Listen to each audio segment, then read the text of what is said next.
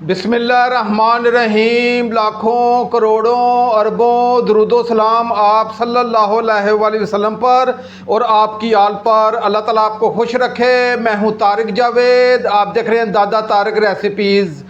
आज जो मैं आपके लिए रेसिपी लेके वो बहुत ही मज़ेदार हम आलू और गोभी का सालन बनाएंगे।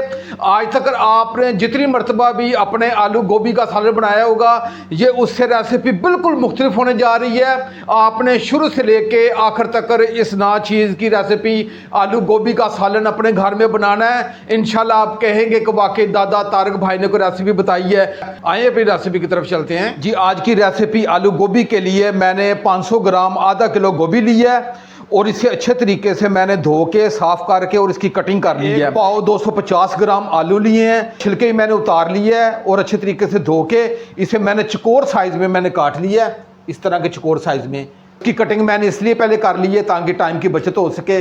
इसे भी मैं एक तरफ रखूंगा। आज की रेसिपी बहुत खास होने जा रही है और बहुत जानदार होने जा रही है जी। मैंने 4 अदद अंडे लिए हैं और इन्हें पहले मैंने उबाल लिया है ताकि टाइम की बचत हो सके।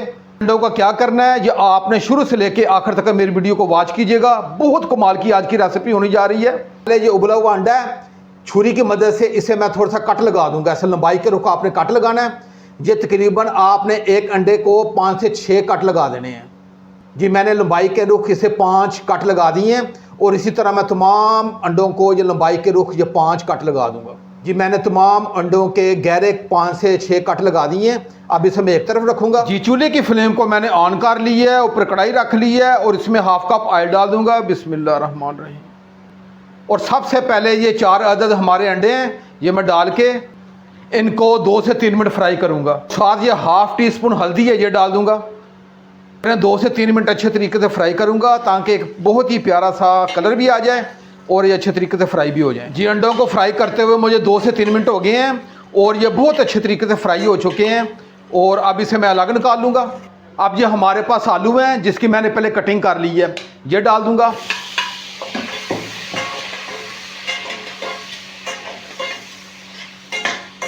और इसे मैं 4 से 5 मिनट फ्राई करूँगा। मेरे तरीके से आलू गोभी का सालन बनाना है, इंशाल्लाह आपके दिल से दुआएं निकलेंगी। और जो मैं आपको तरतीब बता रहा हूँ इसी तरतीब से आपने ये सालन बनाना है। और मुझे यकीन है कि आज से पहले अपने घर में आपने आलू गोभी का सालन कभी भी नहीं बनाया होगा जी। मुझे आलूओं को फ्राई करते हुए 4 से 5 मिनट हो गए हैं और ये अच्छे तरीके से हमारे आलू फ्राई हो चुके हैं।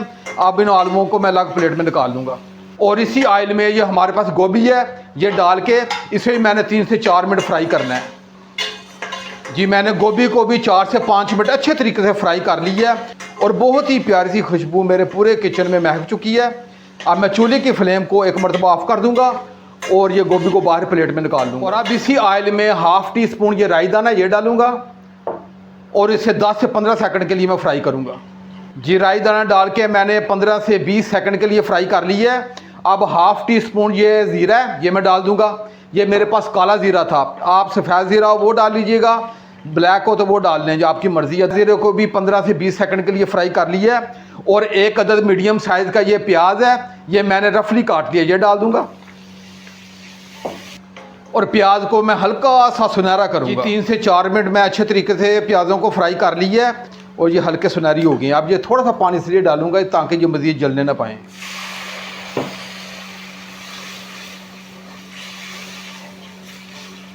अब ये 2 टेबल स्पून अदरक लहसुन का पेस्ट है, ये डाल दूंगा। और अदरक लहसुन को मैं 2 से 3 मिनट अच्छे तरीके से फ्राई करूंगा ताकि अदरक लहसुन का जो कच्चापन है वो ख़त्म हो जाए जी। मैंने अदरक लहसुन को 3 से 4 मिनट अच्छे तरीके से फ्राई कर लिया है और जो अदरक लहसुन का कच्चापन था वो ख़त्म हो चुका है। अब मैंने 2 अदद मीडियम साइज़ के ये टमाटर लिए हैं, इन्हें रफली काट दिए, ये डाल दूँगा। और इसे 2 से 3 मिनट अच्छे तरीके से फ्राई करूंगा ताकि टमाटर का जो कच्चापन है वो ख़त्म हो जाए। इसमें जो चीज़ें जाएंगी वो आपने नोट कर लेनी है। हल्दी का हमने पहले इस्तेमाल कर लिया है और हाफ टी स्पून मैंने नमक लिया है। नमक आप अपने जायके के हिसाब से कम ज़्यादा कर सकते हैं। और हाफ टी स्पून से कम मैंने कलवंजी ली है और कलवंजी का आप ज़रूर इस्तेमाल किया करें, अल्लाह पाक ने इसमें बहुत शफा रखी है। और हाफ टी स्पून मैंने मेथी दाना लिया है, ये शुगर के लिए और ब्लड प्रेशर के लिए बहुत ही मुफीद है। ये दोनों चीज़ें आप अपनी किचन का हिस्सा बना लें। आप कोई भी हंडिया बनाएं उसमें ये लाजमी इस्तेमाल किया करें, अल्लाह पाक इसमें सेहत देंगे। और हाफ़ टी स्पून मैंने खुशक धनिया लिया है और हाफ़ टी स्पून मैंने सुरख मिर्च लिया है। ये तमाम चीज़ें मैं इसमें डाल दूंगा और इसे अच्छे तरीके से मिक्स करूंगा। जी मैं मसाले डाल के तमाम चीज़ों को अच्छे तरीके से मिक्स कर दिया है। अब इसमें आधा गिलास पानी डालूंगा और इसे अच्छे तरीके से मिक्स करूंगा और इसे ढांप के मैं 7 से 8 मिनट के लिए रखूंगा ताकि ये तमाम चीज़ें एक जान हो जाएं। अब 7 से 8 मिनट के बाद इंशाल्लाह मिलते हैं। मुझे ढांप के रखे हुए 7 से 8 मिनट हो गए। अब इसका ढक्कन उठा के चेक कर लेते हैं। ये ले जी हमारा बेहतरीन मसाला ये एक जान हो चुका है और मैं थोड़ा सा चम्मच से आपको चेक भी कराता हूँ। ये देखिए दरदरा सा हो गया। चूल्हे के फ्लेम को थोड़ा सा मैं हाई करूँगा और इसकी मैं अच्छे तरीके से भुनाई करनी है। आप जितना अच्छे तरीके से मसाले की भुनाई करेंगे उतने ज़बरदस्त किस्म का सालन बन के तैयार होगा। जी मैंने मसाले की 5 से 6 मिनट अच्छे तरीके से इसकी भुनाई कर ली है। ये देखिएगा इसका ऑयल भी अलग हो गया है और ये तमाम मसाला ये एक जान हो चुका है। अब इसमें जो हमारे आलू में ये मैं डाल दूँगा और साथ ये गोभी है ये भी डाल दूँगा और इसे अच्छे तरीके से मैं मिक्स करूंगा इस मसाले में।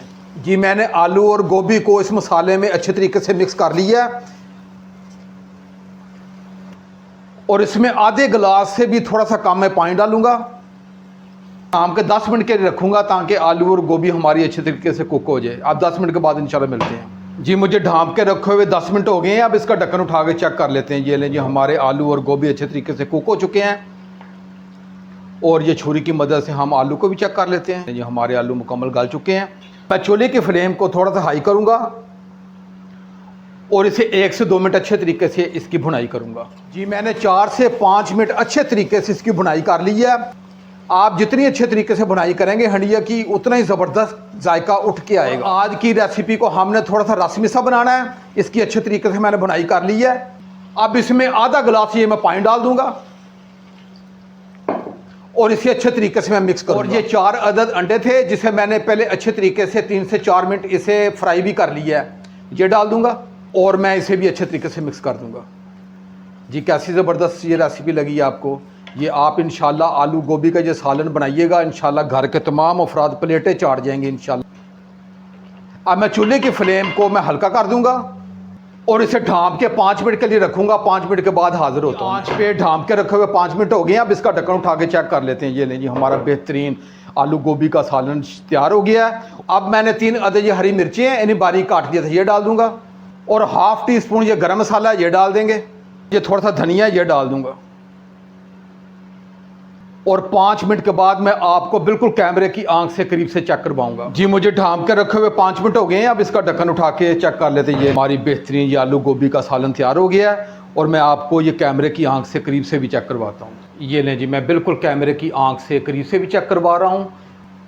बहुत ही मज़ेदार सालन बनता है। ये आपने एक मरतबा ज़रूर इस नाचीज़ की रेसिपी अपने घर में बनानी है। इंशाल्लाह घर के तमाम अफराद प्लेटें चाट जाएंगे। अगर ये मेरी रेसिपी ये मेरी कावश आपको अच्छी लगे तो मेरे चैनल को ज़रूर सब्सक्राइब कर दिया करें और साथ घंटी का बटन है उसे आपने ज़रूर प्रेस करना है क्योंकि मेरी डेली आने वाली वीडियो आप तक फौरी पहुंचती रहे। अब अपने भाई तारिक को इजाज़त दें। मेरी तरफ से आपके लिए बहुत सारी दुआएं। अल्लाह ताला आपको खुश रखे। इंशाल्लाह मैं एक नई रेसिपी के साथ हाज़िर हूँगा। अपना बहुत ख्याल रखिएगा। अल्लाह हाफिज़।